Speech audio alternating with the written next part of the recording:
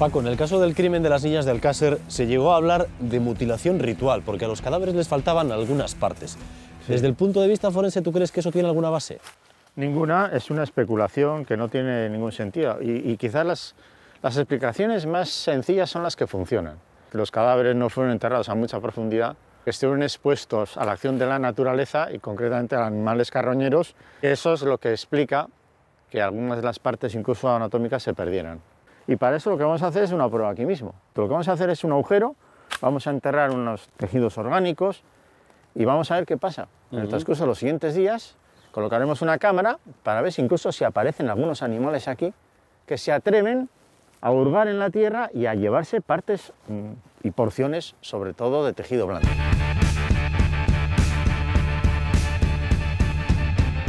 ¿Y podría llegar a faltar una mano entera por acción de los animales? Los animales llegan, sacan la tierra y se pueden llevar las partes más cómodas, más accesibles. ¿Pero qué tipo de animales?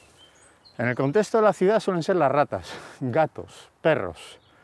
Y cuando hablamos de una zona de monte, tú no puedes calcular que venga un jabalí de 3 kilómetros de distancia, revuelva todo el lugar, se lleva algunas porciones. Aquí nos ha aparecido una raíz, pero nos va a venir hasta bien. La vamos a aprovechar para atar la carne, los huesos que hemos traído, porque si no puede ocurrir que los mismos animales arrastren, los traigan y lo perdamos para siempre.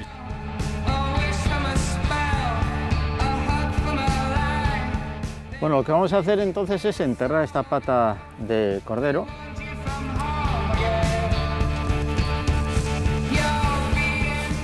Pues ahora vamos a colocar la cámara, la ataremos con unas brizas, por ejemplo, a este árbol.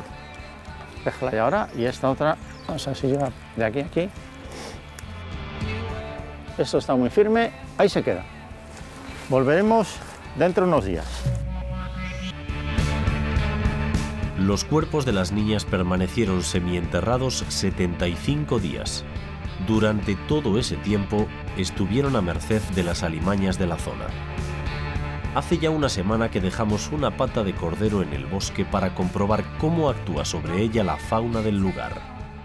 Ya tenemos las imágenes de la cámara que dejamos en el bosque. ¿Crees que se habrá acercado algún animal?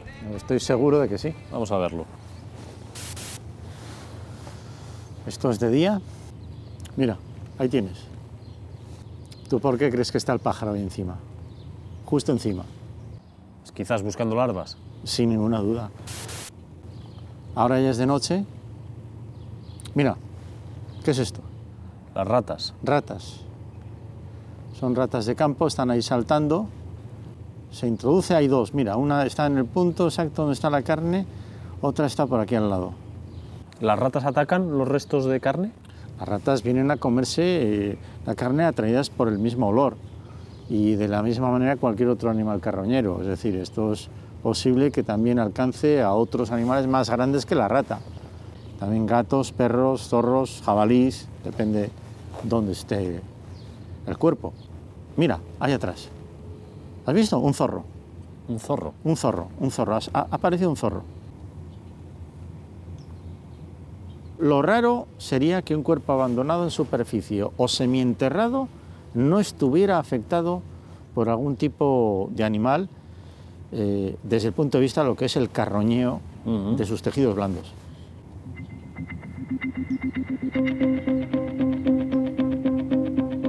Esta es la pieza que enterramos, pertenecía a lo que era una pata de animal y esta es la zona de la escápula. La comparamos con otra que no hemos enterrado, ¿no? ¿Ves alguna diferencia? Claro. No demasiadas, la verdad. Date cuenta que todo este borde se ha perdido aquí y de hecho los animales suelen atacar por las partes que resulten más ventajosas, más blandas. No van a ir a las zonas duras, que son como unos nervios muy duros, sino a esta parte que es un poco más frágil, es donde van a ir comiéndose la masa muscular y afectándola al hueso. No solamente estaría la pérdida, el deterioro que ves aquí, sino como en los márgenes suelen existir unas rayas del rayado de los dientes y unas impactaciones que hacen los colmillos que dejan esta especie de cavitaciones. siempre cercanas a los bordes donde se ha estado mordiendo el animal. Aquí también se ven algunas. Esto, entonces, explica que a las niñas de Alcácer les faltaran algunas partes del cuerpo. Tal y como se dice en las autopsias, que lo vieron en las partes blandas y lo vieron también en el hueso, sin ninguna duda, en esos días en que estuvieron los cuerpos enterrados, pero no a mucha profundidad, fueron atacados por animales de la zona. Se practicaron 2 autopsias a las niñas de Alcácer. La primera, en la que participaron 6 forenses, realizada el día 28 de enero, y una segunda a instancia de las familias de las víctimas, llevada a cabo tan solo un día después por el forense Luis Frontela. ¿Hasta qué punto el informe del doctor Frontela pone en cuestión la primera autopsia? El doctor Frontela lo que sí hace es una serie de cuestionamientos acerca de la primera autopsia. Por ejemplo, que a los cuerpos se les había decapitado y que esas cabezas se habían enviado al Instituto Nacional de Toxicología y que también se les había desprendido de los órganos reproductores. Sí. Esto suena extraño, ¿es normal? Eso es completamente normal. O sea, en primer lugar, no se les decapitó, las cabezas están separadas del cuerpo como consecuencia de la putrefacción. Es más, no había cabezas, había cráneo, que no es lo mismo. Y por otra parte, lo habitual era que se pudiera hacer el estudio complementario, por ejemplo, de los residuos de disparo y otra serie de cuestiones en el Instituto Nacional de Toxicología. Precisamente relacionado con la agresión sexual, el doctor Frontela se muestra sorprendido de que no haya una claridad total en la primera autopsia a la hora de decir si una de las niñas fue violada de forma peneana o con un palo. ¿Esto es normal también? Frontela es mucho más enérgico y se lanza a decir esto es clarísimo en ese sentido, que a ese punto no quisieron llegar los que practican la primera autopsia porque están esperando y necesitan un tiempo a los resultados del Instituto Nacional de Toxicología. Pero desde un punto de vista jurídico es irrelevante. Es irrelevante, es decir, la valoración jurídica es la misma, con lo cual no nos aporta mucho. Otro motivo de sorpresa para el doctor Frontela es que no se tomaron radiografías. Sí. ¿Hay que hacer radiografías en una autopsia? Sí. Y hoy día digamos que se hacen porque están en protocolo, pero en aquellos tiempos no era tan así. Por aquí tampoco había aparatos rayos X en los institutos anatómicos forenses, en esa fecha, todo hay que decirlo. Imposible no era obtener una radiografía, pero era muy complicado. ¿Es posible que hubiera sido más deseable las radiografías? Es posible. ¿Pero hubiera cambiado las conclusiones de las autopsias? No. El doctor Frontela, que hizo la segunda autopsia, se quejó del modo en el que se habían hecho la recogida de algunas pruebas, porque la ropa de las niñas estaba mojada y eso pudo haber influido en que se perdieran evidencias biológicas. ¿Tan importante es preservar correctamente las prendas de las víctimas? Bueno, en una investigación forense tan importante es el cadáver como las prendas que viste. Vamos a hacer aquí un ejercicio de cómo se puede gestionar este tipo de evidencias. Bueno, lo que vamos a hacer es seleccionar el primer ejemplo, esta camiseta, y sobre ella vamos a hacer una impregnación, por ejemplo, de tierra, barro, arcillas, la arena del sitio. Y ahora lo vamos a hacer con sangre, en este caso animal.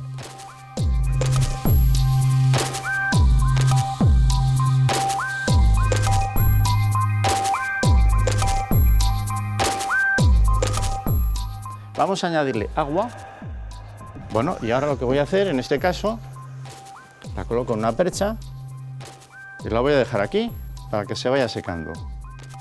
Mientras que esta otra, lo que haremos es plegarla así y meterla en una bolsa. Aquí están los dos ejemplos. ¿Tú cuál crees que va a preservar mejor las evidencias biológicas? Me figuro que será la camiseta que está en la bolsa, al quedar aislada del ambiente, ¿no? Bueno, lo veremos en los próximos días. Mira, Dani, aquí tenemos las dos camisetas. Esta, la que ha estado colgando una percha, y esta, la que está en la bolsa. Habías comentado que esta era una buena forma para conservar la camiseta. Vamos a abrirla, a ver qué es lo que ha ocurrido.